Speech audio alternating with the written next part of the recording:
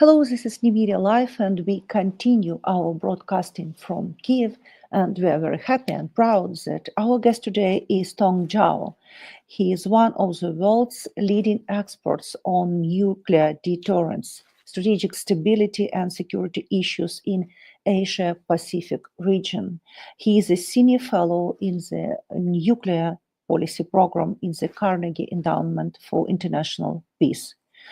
Formerly based in Beijing, he now works out of Washington, D.C. His research focuses on China's nuclear strategy, hypersonic weapons, missiles defense, and US-China strategy dialogue. His articles have appeared in Foreign Affairs, Foreign Policy, The Atlantic, Arms Control Today, and many others prominent platform. His latest publication, Political Drivers of China's Changing Nuclear Policy, has become a key contributor to a global debate on the risk of a new arms race. Mr. Zhao, hello, and thank you so much to be with us today. Thank you for having me. Mr. Zhao, let's start from the very beginning, from the China's nuclear policy. You argue that China no longer sees nuclear weapons solely as a defensive tool. What triggered this shift in perspective? I think there are two levels. One is at the political level, the Chinese current leadership sees broader coercive value in nuclear weapons. And under his role, the Chinese Missile Force, the PLA Rocket Force, has adopted a new mission statement that includes the mission to achieve strategic counterbalance. I think what that means is the leadership believes that a larger and more powerful nuclear arsenal can somehow provide China with broader foreign policy and security coercive leverage, and therefore could compel Chinese enemies to adopt softer approaches towards China across the board. So the leadership believe that nuclear weapons can help shape the overall China-US bilateral relationship in a direction that is more favorable to Chinese strategic interests.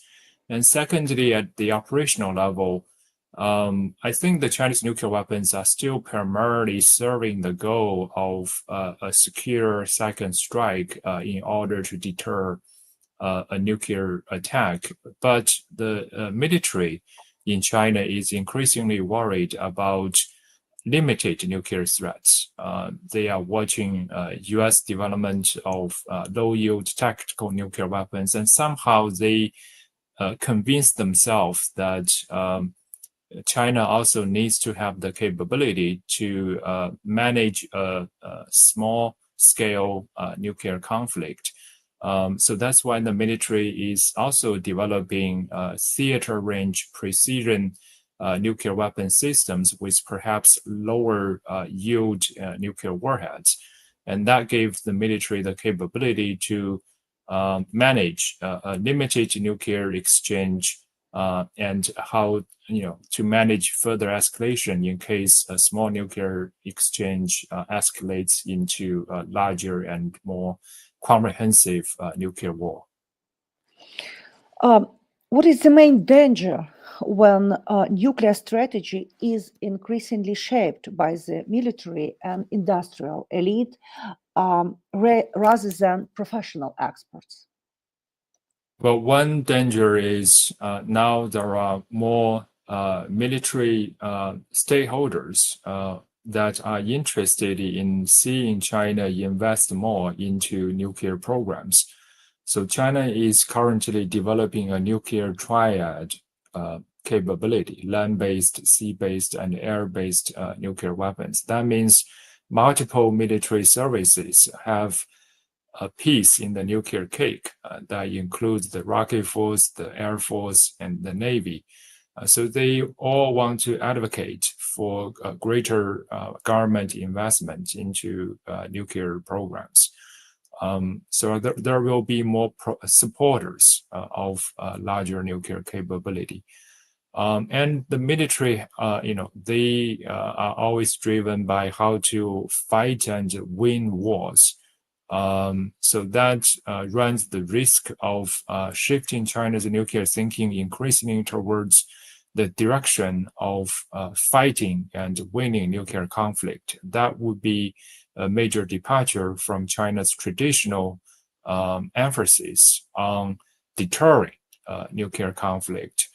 The increasing interest in managing nuclear escalation, I think, reflects this broader shift towards thinking about how to conduct nuclear warfare.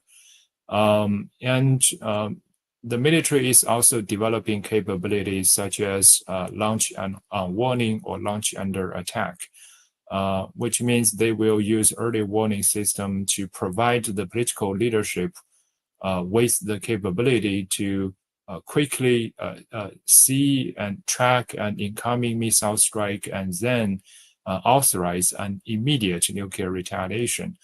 But the political leaders, they don't have the time within several minutes to make a nuanced decision on a sophisticated retaliation strategy. So they have to rely more on the military to prepare, to pre-prepare nuclear strike options so they can select from those pre-prepared options. That means the military has greater power to actually shape China's nuclear response options. Do you believe China is moving towards abandoning its long-standing no first use policy in the foreseeable future? That's a complicated issue. I think at the political level, China appears still very committed to the general principle of not using nuclear weapons first, because this declaratory policy has served Chinese foreign policy interests over the past decades. It made China appear a responsible nuclear weapon state compared with other countries. And China wants to keep keep benefiting from this no first use declaratory policy. And China's overall nuclear capability, despite the recent expansion, is still much weaker than the United States and Russia. China now, according to U.S. government assessments, has about 600 nuclear weapons in total, whereas the operationally deployed American nuclear arsenal is close to 2,000. So it doesn't make sense to Chinese military strategists to want to first escalate a conventional conflict to the nuclear level, because in the nuclear domain, China doesn't have the advantage. The US maintains an obvious advantage. So China actually wants to keep future conflict with the United States below the nuclear threshold. That means China wants its nuclear arsenal to help deter the United States from escalating across the nuclear threshold so that China can more freely compete with the United States and fight the United States at the conventional level. But there are also some nuances in China's nuclear strategy. If we look at a relatively authoritative military document in 2004, written by leading experts by the Chinese Rocket Force, the document, which is called the Strategy of Second Tier Campaign, it portrays a few scenarios in which China would threaten nuclear use in a conventional war. From China's perspective, that wouldn't necessarily violate no first use because China was only making a threat. It may not necessarily follow through the threat. But I think that's that's a debatable argument, because from the enemy's perspective, any nuclear threat from China has to be treated as serious as possible. So simply to threaten nuclear first use in a conventional war, I think would at least cause question about whether China is complying with the spirit of a no first use policy. So that undermines the credibility and therefore the reassuring value in a no first use policy. Let's speak a little bit about strategic stability and United States. You say that US-China dialogue suffers not only from the lack of trust, but also from the absence of shared language. It is very interesting. What could a new foundation for nuclear stability talks look like?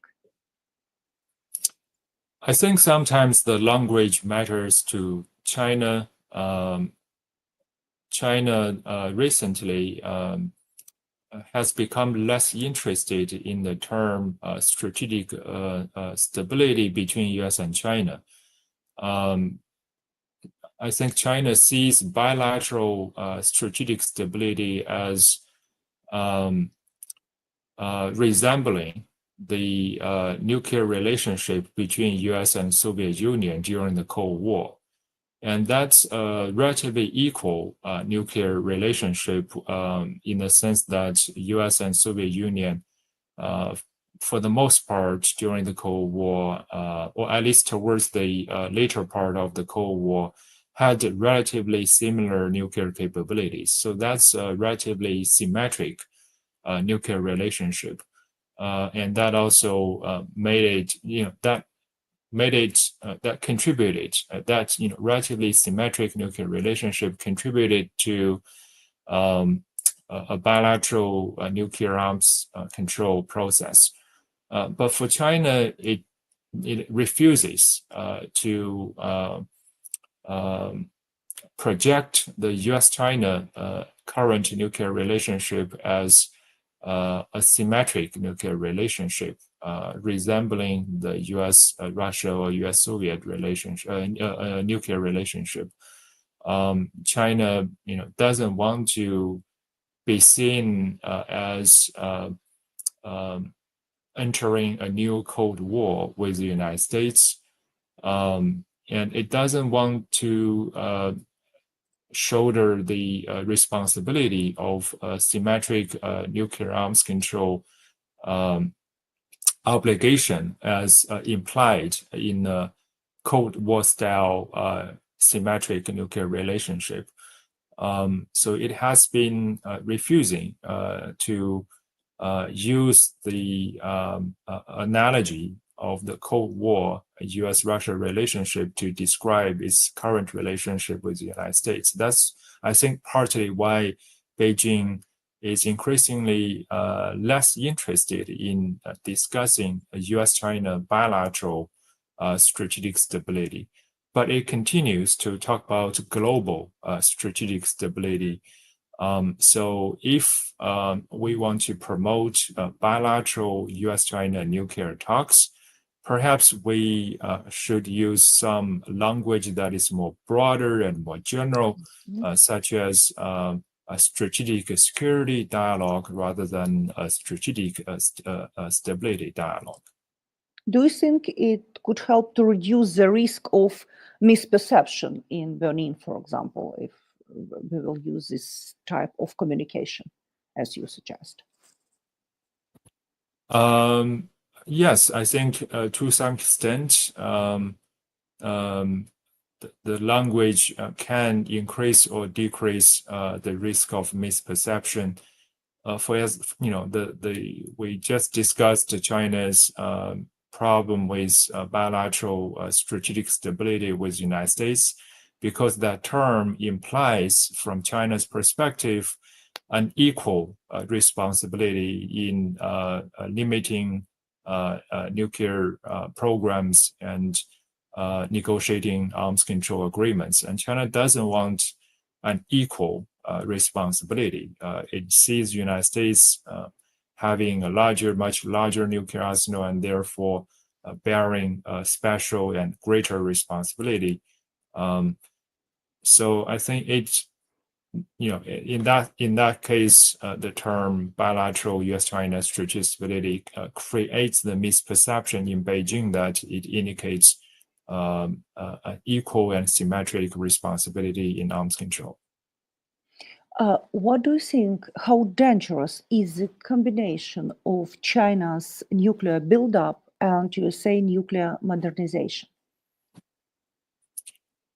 I think it creates a number of uncertainties and risks. Firstly, it's the first time in Chinese history that China is so quickly expanding its nuclear arsenal.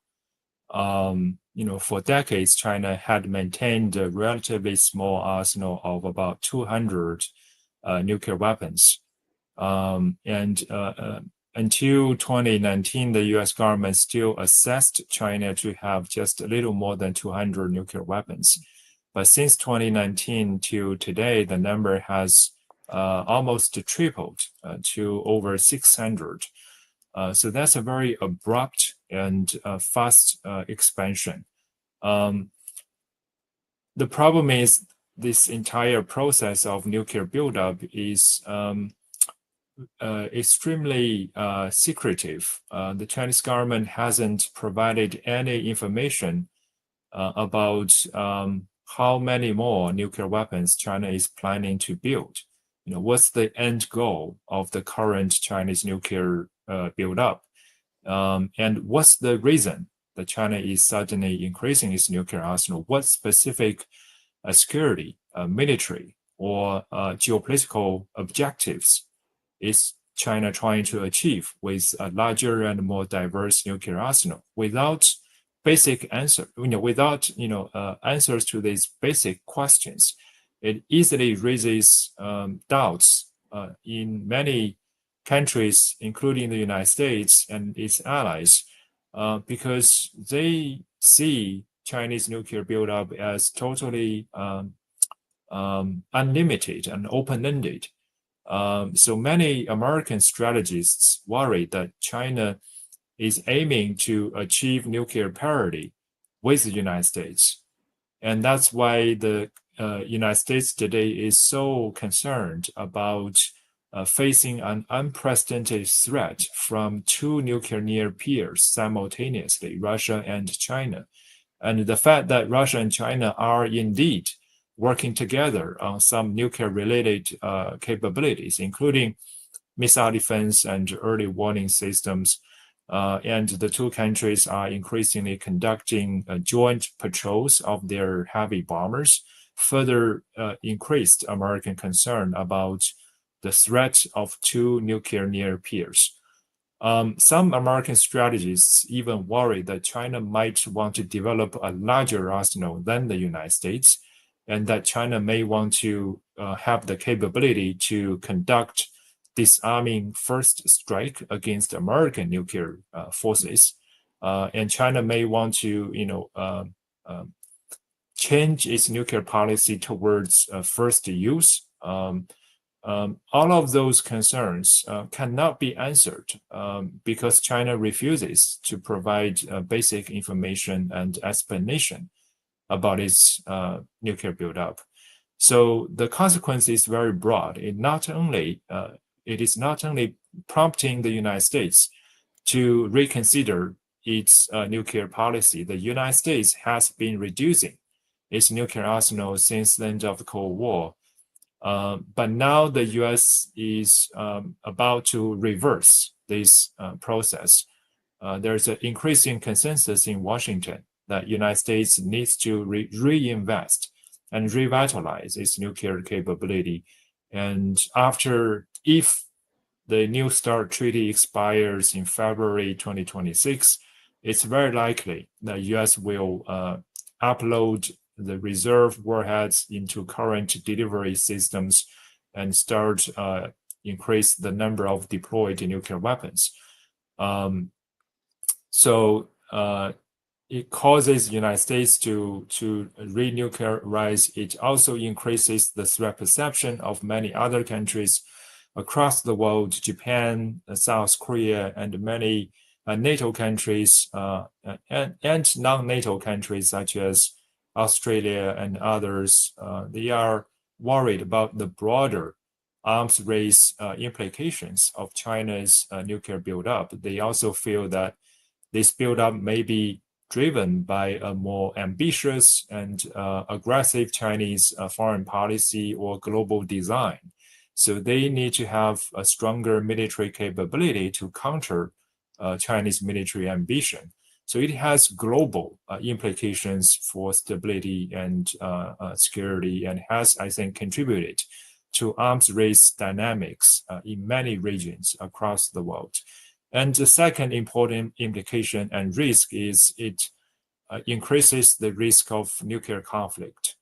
Now China has a more diverse and more sophisticated nuclear arsenal. It has, it has provided China with more options to use nuclear signaling and including coercive signals in a conventional war.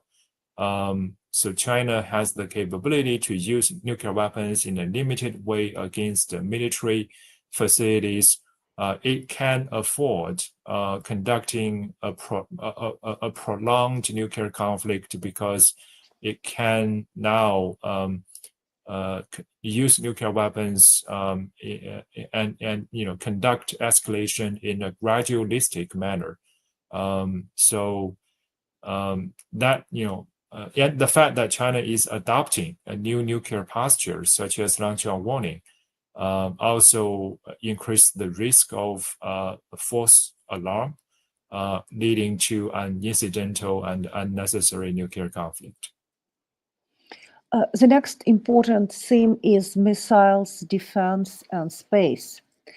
You have written that China views space-based missile defense as a precursor to a disarming first strike.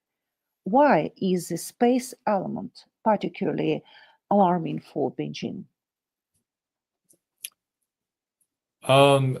China is, for a long time, China worried that the U.S.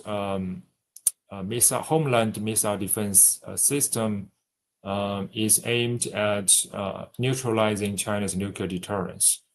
China always adopts worst-case scenario planning. So its assumption is in a nuclear conflict between U.S. and China, the U.S. will conduct a disarming first strike to destroy as many Chinese nuclear weapons as possible. And because of America's large nuclear arsenal, it is likely that only a small number of Chinese nuclear weapons would survive a comprehensive American disarming strike. And therefore, even a small-sized U.S. homeland missile defense system might be able to completely intercept the Chinese retaliation with a small number of survived nuclear weapons. So China has been very sensitive to U.S. development of homeland missile defense capability as a result. And it is very concerned about the recent American interest in space-based interceptors because they think space-based interceptors are very capable of intercepting intercontinental range ballistic missiles. And they may be able to conduct a boost phase interception, which would disable China from releasing decoys and other penetration technologies to neutralize U.S. missile defense. In other words, space-based interceptors may make it harder for China to penetrate U.S. homeland missile defense. So I think that's why China has a special concern about such capabilities.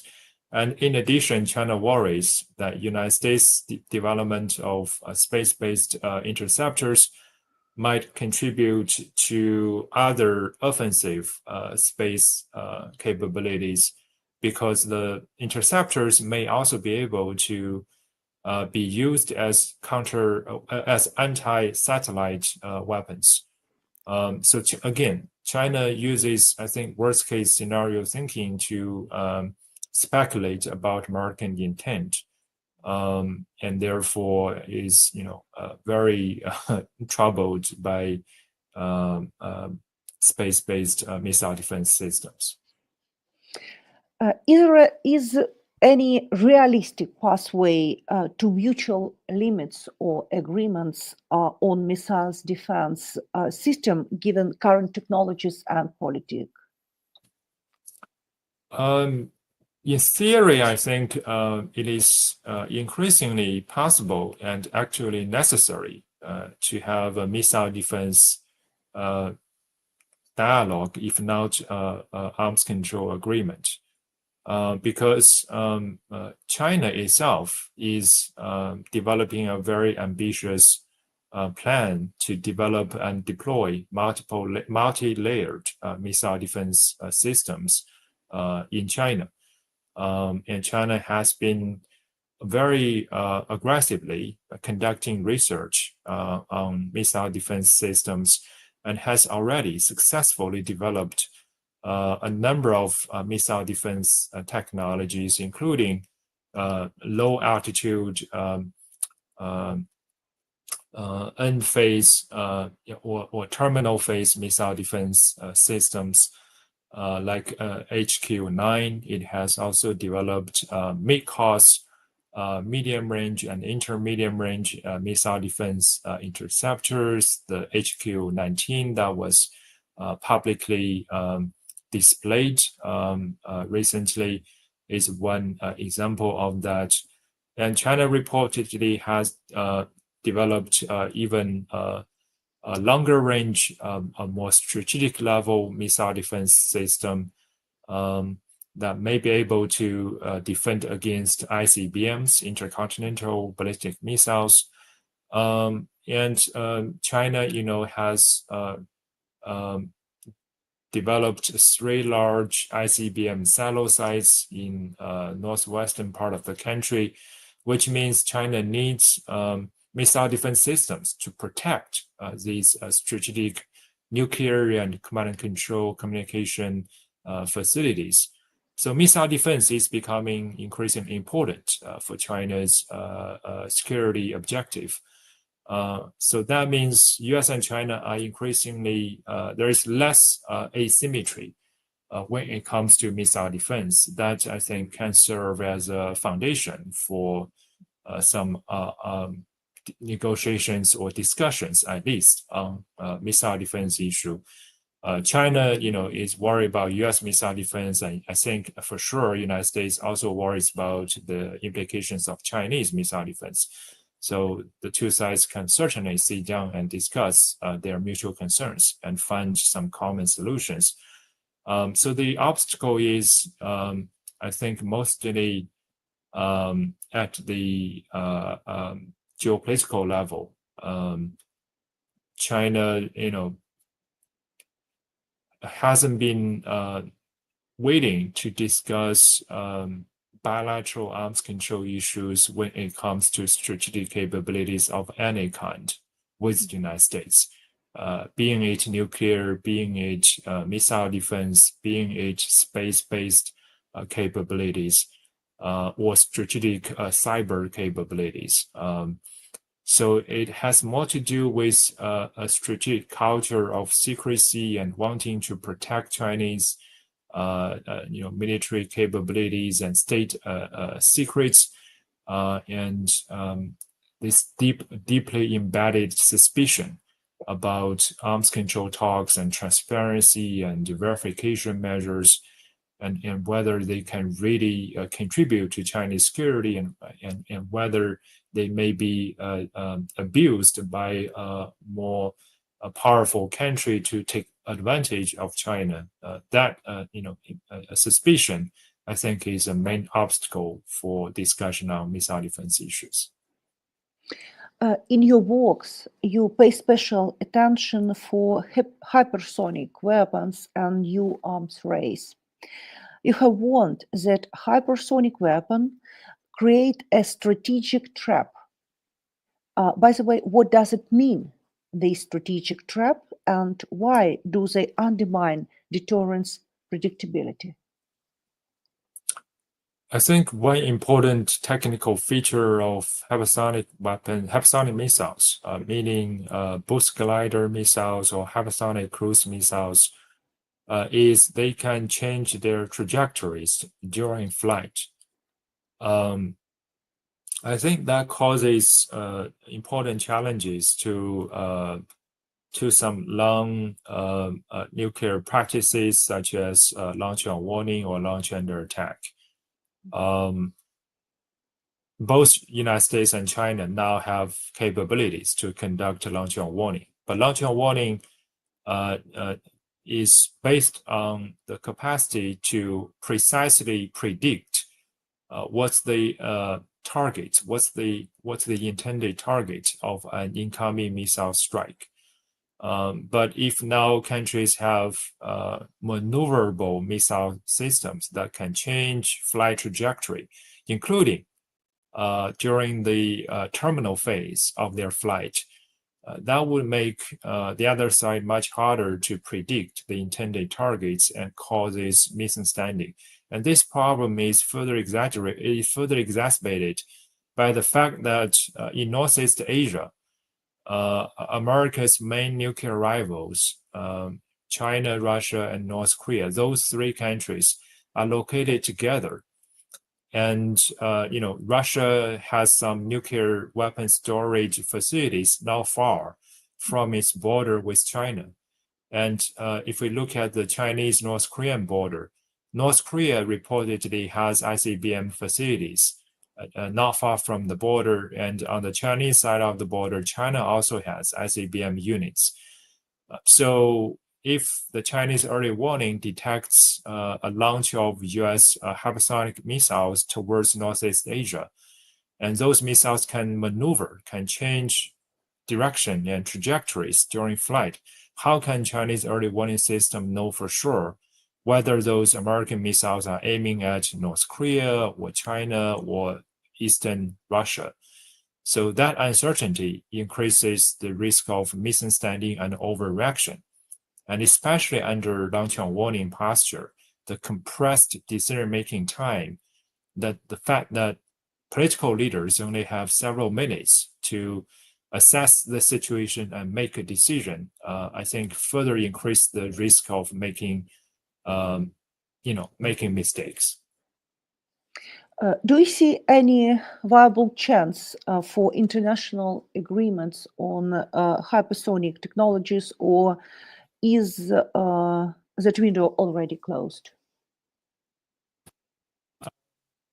Right now, there has been very little discussion on controlling or limiting the development or deployment of hypersonic missiles, not least because this is a cutting-edge technology and countries are very reluctant to share information about their capabilities.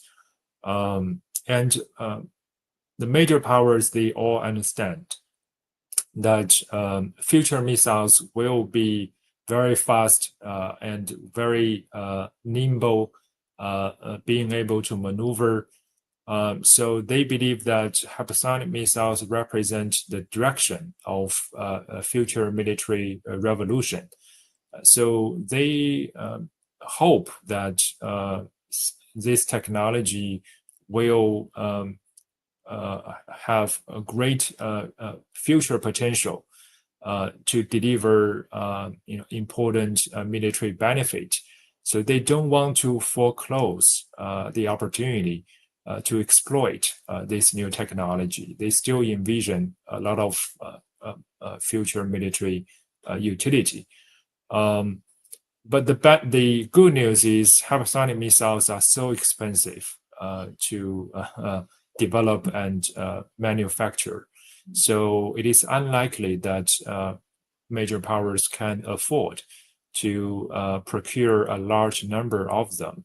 So for the foreseeable future, they will remain a niche military capability, and that might be able to somehow reduce the risks that they are bringing.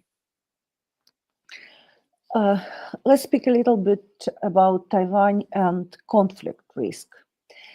You have warned of an informational echo chamber surrounding Taiwan inside China's decision-making circles. What does it mean, echo chamber, and how real is the danger of miscalculation? A major challenge facing the Taiwan Strait situation is on the Chinese side. We have a closed system that is not democratic, which means on the issue of Taiwan, there is very little room for necessary policy discussion and debate. The government insists that China has to unify Taiwan at all costs, and no one is allowed to raise basic questions about this objective. What does it mean to achieve unification at all costs? Right? That's a slogan. That's not a rational policy, right? Because nothing is worth achieving at all costs, right? It doesn't make sense. It's not logical. But on such key issues, there is no room for raising basic questions. For example, no one is allowed to challenge why China is under a hurry to promote unification, right? The current government has shifted the focus of its policy from preventing independence towards promoting unification. And the leadership is demonstrating a sense of urgency to make progress on unification. But we don't understand where does this sense of urgency come from? Why do we have to push this issue when there are already so many domestic and international challenges today? And for sure, to promote unification will cause, regional concerns and turbulence, and it will create a lot of obstacle for China's more important longer-term goal of becoming a prosperous nation, right? The Chinese people, they prioritize greater economic development and raising of living standard. We don't really know how the general public in China think about or compare the importance of economic development and national unification. Maybe they value raising living standard higher than achieving unification. But there is no public polls being conducted. We don't know how the general public think about these issues. And more importantly, the government insists that we have to maintain the military option to achieve unification. And that's the fundamental source of military competition and arms race in the region. Because if China insists the option of military takeover of Taiwan, of course, the United States and other countries who disagree with this option would have to prepare to counter Chinese military operation. And that's what is driving arms race both at the conventional level and all the way to the nuclear level. And the logic behind military unification simply isn't there, right? China has been promoting the principle of resolving international disputes through peaceful means and political negotiations to every other country. But now when it comes to Taiwan, China refuses this principle of peaceful negotiation. And it argues that because Taiwan is an internal matter, it is not an international dispute, and therefore the peaceful principle doesn't apply.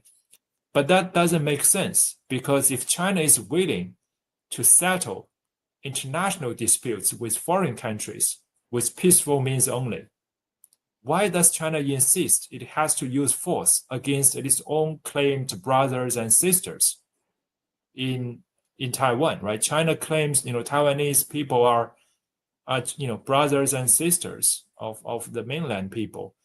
And now you want to use force against your own brothers and sisters, and you have committed not to use force against the foreigners, against the strangers, right? There is no logic behind the policy of insisting a military option. But more fundamentally, the reason Taiwanese people in recent decades are increasingly less interested in unification is because they don't like Chinese political system, right? They don't want to live in an authoritarian system. They have watched how the authoritarian system is, depriving people of basic freedom and liberty and rights. So if China really wants to promote unification at all costs, it should first reform its own political system, right? But that's something the Chinese government completely rejects and doesn't allow people to even mention it, right? So there are so many, internal conflicts and tensions and incoherence in China's own thinking and logic behind its Taiwan policy. And that, is the fundamental reason that peaceful unification is so hard to achieve. And the general public on the two sides of the Taiwan Strait increasingly have developed different views on everything, including basic facts, because they live in two different information systems. And in mainland China, only certain types of history are allowed to be taught at school and to be discussed in public. So over a long time, that has made people from two sides develop divergent views on basic factual issues that further contributes to the difficulty of talking with each other, because they have no foundation for a constructive and meaningful discussion. And therefore, military option increasingly becomes, I think, the only way if China, insists to achieve unification in the near-term future. So that's why I'm increasingly worried about the Taiwan Strait situation. What do you think? What could effectively prevent escalation in Taiwan Strait? Maybe some military balance, maybe diplomacy, maybe new security architecture, if we just look for international aspect of this situation. Well, the Chinese strategy is to quickly build up its comprehensive national power to basically convince Taiwan that it has no choice but to unify with the mainland and to adopt a political arrangement under Chinese terms. And it is to convince Taiwan that it would be futile to try to resist unification. It is to try to convince international friends of Taiwan, United States, Japan, and other countries that it would be futile for them to try to intervene, even with military means, because China would have a greater military capability in the Asia-Pacific region to defeat any international intervention. So the Chinese strategy is built on the premise of acquiring a very formidable military capability to dissuade international intervention and to compel Taiwan to accept voluntary unification. So it's very hard to negotiate arms control agreements or a new peace regime because the Chinese strategy depends on a superior military capability and the capability to win. So I think, as I said, we don't have good diplomatic solutions. The fundamental challenge is China insists on the right to resolve the problem through military means. Maybe the international community should work together to promote the common sense principle of not using force to change territorial status quo. Right? I think that's a common sense principle that should be easily understood and should appear, naturally acceptable to all members of the international community. But we need, other members of the international community to uphold and support and promote this common sense principle. But right now, because the international situation is so chaotic, there are so many conflicts and challenges across the world, the international community is not demonstrating the political interest and resolve to jointly promote basic common sense principles to regulate the behaviors of major powers like China. And that's why I think, we may actually see increased military tensions in the Asia Pacific. And in that, let's speak a little bit about the arms control. Sorry, maybe it will be a long question, but I try to put all in one. That during the Cold War, you say about Cold War at the beginning of your interview, we have a bilateral arms control, for example, United States and Soviet Union. Do you think that now we will have trilateral arms control, for example, USA, Russia, and China? But if you look for the China, we see that China didn't indicate its readiness to be part of this big arms control. And what do you think, in that case, what could be the role of war in Ukraine and, for example, on the Middle East for general situation with this arm control? Sorry, it is too many questions in one, but nevertheless, yeah, it's just about the general picture, I think so. Well, it increasingly makes sense for US, Russia, and China to conduct trilateral arms control talks because China's nuclear capability is increasing very quickly. And if we look at the operationally deployed nuclear weapons, according to international assessments, China may develop more than 1,000 nuclear weapons in the next 10 years, and may reach the number of 1,500 by 2035. So that means US, Russia, and China may have similar numbers of operational nuclear warheads. Of course, there are many qualifications to that prediction because whether and to what extent the United States will further increase its nuclear arsenal in response to China and Russia in the near-term future is uncertain. But if we assume US and Russian arsenals remain the same, then by 2035, the three powers may have similar numbers of operational nuclear warheads. And that means it's sensible for them to discuss nuclear arms control issues together. And this would actually benefit China because in a trilateral nuclear arms control setting, China and Russia have similar interests. They share similar concerns about the United States. And China lacks experiences in arms control talks, in nuclear arms control talks, so it can benefit from Russia's experiences.